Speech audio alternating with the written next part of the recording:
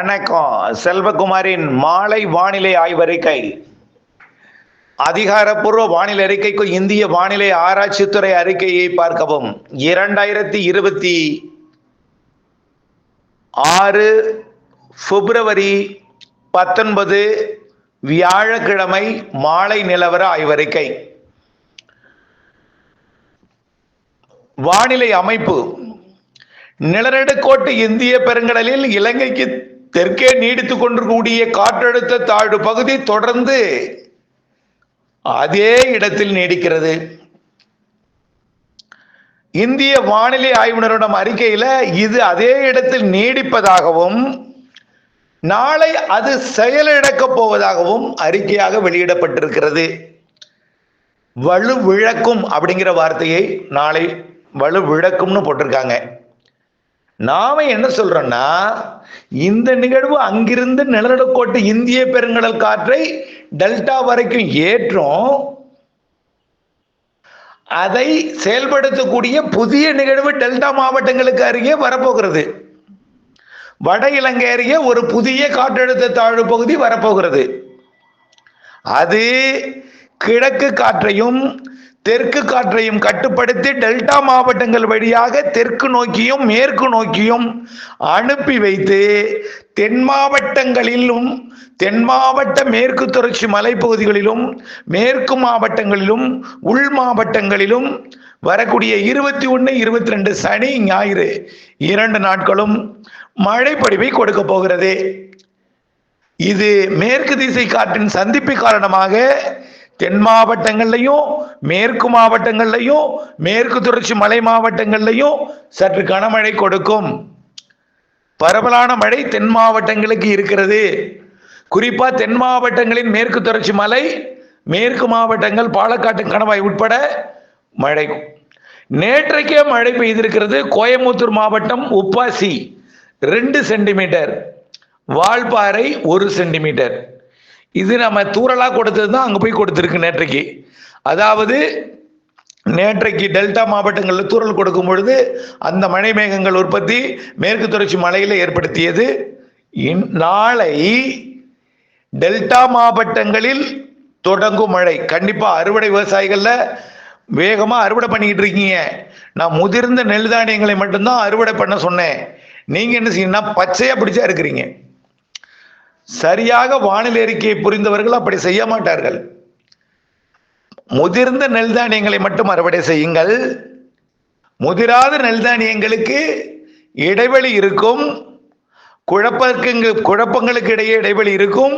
அதற்கு பிறகு 2ஆம் தேதியிலிருந்து 8ஆம் தேதி வரை இடைவெளி இருக்கிறது என்று சொல்லியிருக்கிறோம். அந்த அளவிற்கு ஒரு பெரிய மழை அல்ல என்றாலும் முதிர்ந்த நெல் தானியங்களுக்கு பாதிப்பை ஏற்படுத்தும் என்று சொல்லியிருக்கிறோம். ஆனால் தென் மாவட்டங்களுக்கு மேற்கு மாவட்டங்களுக்கு ஆங்காங்கே கனமழையும் ஒதுக்கி ஒதுக்கி கனமழை பொழிவை கொடுத்தாலும் பரவலான மழை பொழிவு, மிதமானது முதல் சற்று கனமழை பொழிலாம் இருக்கு.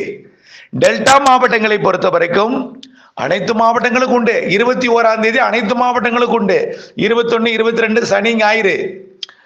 முதல் மழை தொடக்கம் வேதாரண்யம் பகுதியில் நாளை காலை. தாமதம் ஏற்படும் பட்சத்தில் 20ஆம் தேதி காலை 11, 12 மணிக்கு நண்பகல்னு சொல்லியிருக்கிறோம்.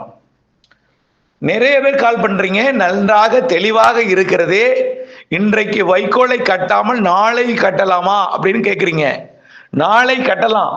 ஆனால் நாளை மதியம் நனைத்து விட்டால் அந்த வைக்கோல் மீண்டும் அது பயன்படுத்த முடியாத நிலைக்கு போய்விடும். அதனாலதான் சொல்றேன், இன்றைக்கே வைக்கோலை கட்டுங்கள்.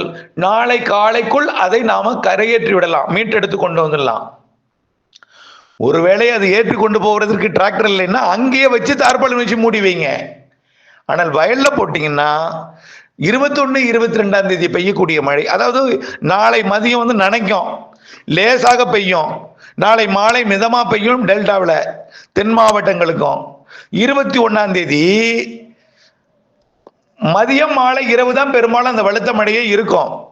காரணம் என்னன்னா, நீராவி காற்று அதாவது வடகடலோரம் நுழைவது குளிர்காற்று, அது வெப்பத்தால் லேசாகி மேலே போய் மேலெழுந்து மேற்கு மாவட்டங்கள் அதாவது நீலகிரி, வால்பாறை, நீலகிரி மற்றும் ஈரோடு மாவட்டத்தோட பவானிசாகர் போன்ற பகுதிகளுக்கெல்லாம் போய் மழைப்பொழிவை கொடுக்கும்.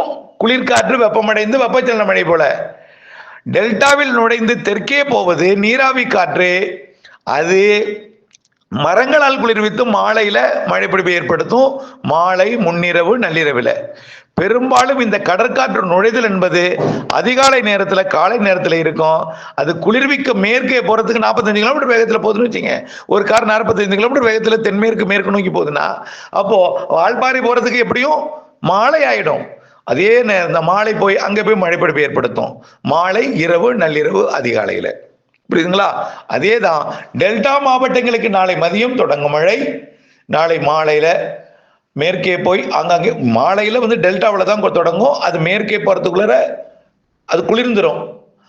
ஆங்காங்கே மழைப்பொழிவை கொடுக்கும். நாளை மாலை இரவில் முன்னாடியே டெல்டா ஒட்டியுள்ள பகுதிகளுக்கே நாளை, அதாவது 20ஆம் தேதி, 21, 22 தென் மாவட்டங்கள்ல பரவலா, மேற்கு தொடர்ச்சி மலை மாவட்டங்கள் பரவலா, காற்று பகுதி ஆங்காங்கே, டெல்டாவில் பரவலா, வடகடலோரம் வரைக்கும், சென்னை வரைக்கும், கிருஷ்ணகிரி, தருமபுரியிலையும் ஆங்காங்கே அனைத்து மாவட்டங்களுக்கும் இருக்கும். 21, 22, 23 இருக்கும்.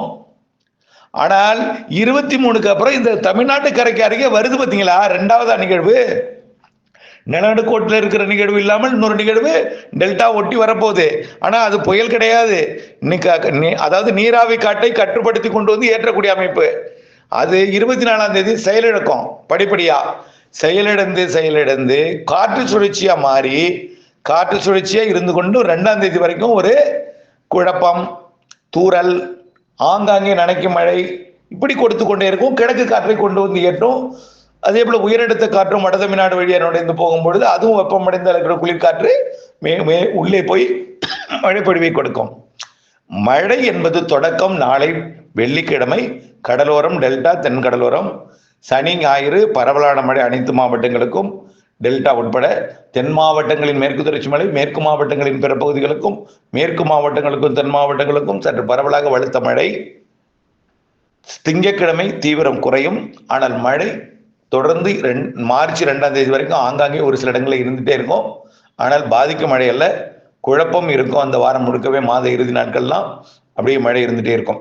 ஆனால் பெரிய மழை இருக்காது. குழப்பம், மேகமூட்டம், லேசான மழை, தூறல், சாரல் எல்லாமே அப்படியே எல்லா மாவட்டங்களுக்கும், மேற்கு மாவட்டங்களில் கண்டிப்பா இருக்கும், இருந்துட்டே இருக்கும். உள் மாவட்டங்களும் இருக்கும், ஆங்காங்கே இருக்கும். 2ஆம் தேதியிலிருந்து 8ஆம் தேதி வரை இடைவெளி. 9ஆம் தேதி அடுத்த நிகழ்வு வாய்ப்பு தெரியுதுங்க. அது குறைந்தபட்சம் நனைக்கும் மழையாவது கொடுக்கலாம். மீண்டும் திரும்பி போய் அடுத்த நிகழ்வோட இணைந்து தீவிரமடைந்து 15ஆம் தேதி வாக்கில் மீண்டும் வரும். மார்ச் 15 20 வரைக்கும் அடுத்த நிகழ்வு மழைப்பொழிவு காத்திருக்கு. மார்ச் 15 to 20, 8க்கு மேல் ஒரு நிகழ்வு இருக்கு. நனைக்கும் மழைப்பொழிவை கொடுக்கலாம்.